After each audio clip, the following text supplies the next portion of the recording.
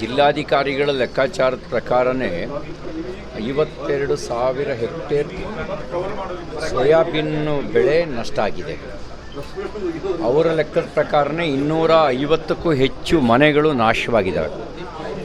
5 ಜೀವಹಾನಿಯಾಗಿದೆ ಈ ಜಿಲ್ಲೆಯಲ್ಲಿ. ಪರಿಹಾರ ಕೊಟ್ಟಿದ್ದಾರಾ ಅಂದರೆ ಪ್ರಶ್ನಾರ್ಥಕ ಚಿಹ್ನೆ, ಕ್ವಶನ್ ಮಾರ್ಕ್. ಬೆಳೆ ಹಾನಿಯಾದಂಥ ಯಾವುದೇ ರೈತರಿಗೆ ಪರಿಹಾರವನ್ನು ಕೊಟ್ಟಿಲ್ಲ. ನಾವು ರೈತರನ್ನು ಕೇಳಿದ್ವಿ, ಜನಪ್ರತಿನಿಧಿಗಳು ಮಂತ್ರಿಗಳು ಬಂದಿಲ್ಲ.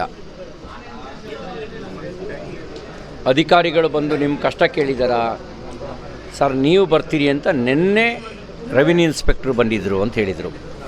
ನಾವು ಯಾವ ಸ್ಪಾಟ್ನ ಭೇಟಿ ಮಾಡಬೇಕು ಅಂತ ನಮ್ಮ ಪಕ್ಷದ ಪ್ರಮುಖರು ತೀರ್ಮಾನ ಮಾಡಿದರು. ಆ ಜಾಗಕ್ಕೆ ಮಾತ್ರ ನಿನ್ನೆ ಅಧಿಕಾರಿಗಳು ಬಂದಿದ್ದಾರೆ.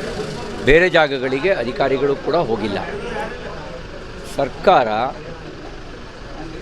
ರೈತರ ಬಗ್ಗೆ ಕಾಳಜಿಯನ್ನು ವಹಿಸಿಲ್ಲ ಅನ್ನೋದು ಇದರಲ್ಲಿ ಸ್ಪಷ್ಟ ಆಗುತ್ತೆ.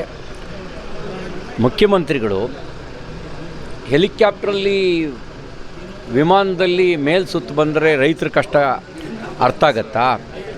ಕೆಳಗಿಳಿದು ರೈತರ ಜೊತೆ ಮಾತಾಡಿದ್ರೆ ಅವ್ರ ಕಷ್ಟ ತಿಳ್ಕೊಳ್ಳುವಂಥ ಪ್ರಾಮಾಣಿಕ ಪ್ರಯತ್ನ ಆಗುತ್ತೆ.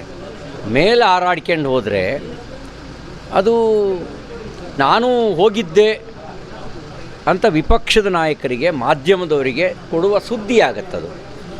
ಅವರು ಸುದ್ದಿ ಮಾಡಿದ್ದಾರೆ ಹೊರತು ಕೆಳಗೆ ಬಂದು ರೈತರ ಕಷ್ಟನ ಕೇಳಿ ನಿಮಗೆ ಏನು ಸಮಸ್ಯೆ ಇದೆ, ಪರಿಹಾರ ಬಂದಿದೆಯಾ, ಬೆಳೆ ಏನು ನಷ್ಟ ಆಗಿದೆ ಆ ರೀತಿ ಕಷ್ಟ ಕೇಳಿದರೆ ಅಧಿಕಾರಿಗಳಾಗಲಿ ಜಿಲ್ಲಾ ಮಂತ್ರಿಗಳಾಗಲಿ ಸ್ಪಂದಿಸಿದಾರೋ ಇಲ್ಲವೋ ಅನ್ನೋದು ಅರ್ಥ ಆಗ್ತಿತ್ತು. ಆ ಕೆಲಸ ನಾವು ಮಾಡಿಲ್ಲ. ಅದ್ರ ಬದಲಿಗೆ ನಾನೇ ಸಿ ಎಮ್ ಯಾರು ನಿಮ್ಮ ಬೇಡ ಅಂದರು? 2.5 ವರ್ಷ, 2.5 ವರ್ಷ ನಿಮಗೆ ಕೊಟ್ಟಿರೋದೆ ಪಕ್ಷ, ನಿಮ್ಮ ಪಕ್ಷಕ್ಕೆ ರಾಜ್ಯದ ಜನ ಅಧಿಕಾರ ಕೊಟ್ಟಿದ್ದಾರೆ. ಏನಕ್ಕೆ ಕೊಟ್ಟಿದ್ದಾರೆ? ಭ್ರಷ್ಟಾಚಾರ ನಡೆಸಿ ಅಂತ ಕೊಟ್ಟಿದ್ದಾರಾ? ಜಾತಿ ಜಗಳ ಹಚ್ಚಿ ಅಂತ ಕೊಟ್ಟಿದ್ದಾರಾ?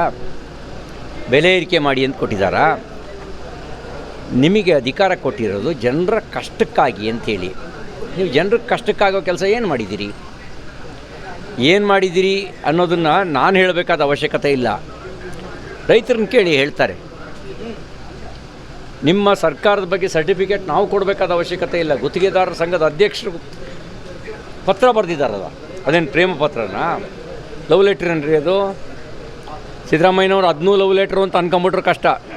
ಅದು ಈ ಕಾಂಗ್ರೆಸ್ ಸರ್ಕಾರದ ಭ್ರಷ್ಟಾಚಾರದ ಕುರಿತಾಗಿ ಬರೆದಿರೋ ಪತ್ರ. ಕಮಿಷನ್ ಡಬಲ್ ಆಗಿದೆ ಅಂಥೇಳಿ ಆರೋಪ ಇರೋದು. ಕಮಿಷನ್ ಡಬಲ್ ಆಗಿದೆ, 2 ವರ್ಷ ಆದರೂ ಗುತ್ತಿಗೆದಾರರ ಬಿಲ್ ಕೊಡ್ತಿಲ್ಲ. ಇದು